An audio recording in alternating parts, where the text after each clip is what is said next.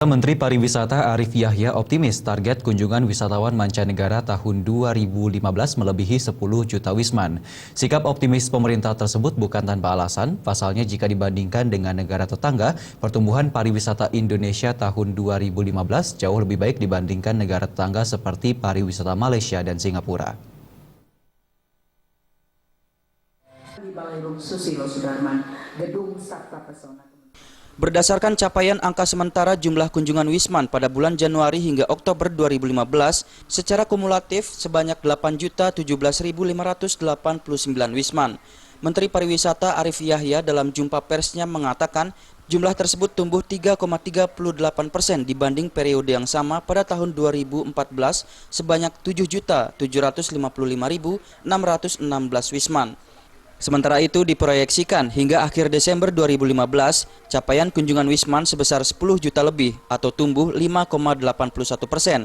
Dengan estimasi jumlah kunjungan wisman pada November dan Desember 2015 masing-masing sebesar 800.000 dan 1,2 juta wisman. Sehingga capaian 10 juta lebih wisman tersebut melampaui target 2015 sebesar 10 juta wisman.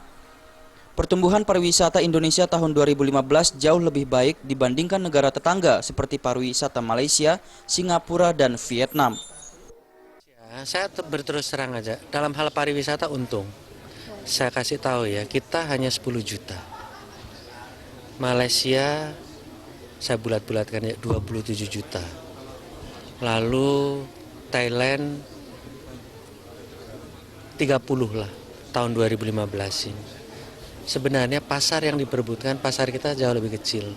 Jadi kalau itu dibebaskan, kita untung. Nanti kita akan tarik, ini rahasia sebenarnya, tapi kamu tanya sih. Orang-orang yang sudah datang ke Malaysia dan ke Thailand dan ke Singapura untuk datang ke kita. Jadi kalau kamu mau attract turis dari Cina, kamu tidak harus datang langsung di Cina. Kamu promosi aja besar-besaran di Thailand, di Hong Kong. Mereka udah berkumpul di sana. Menteri Pariwisata Arief Yahya optimis potensi pariwisata di Indonesia pada tahun 2016 ditargetkan mampu mencapai 12 juta kunjungan wisman dengan devisa yang dihasilkan diproyeksikan sebesar 172 triliun rupiah. Dari Jakarta, Maria Magdalena dan Ketut Alit Sumadiase.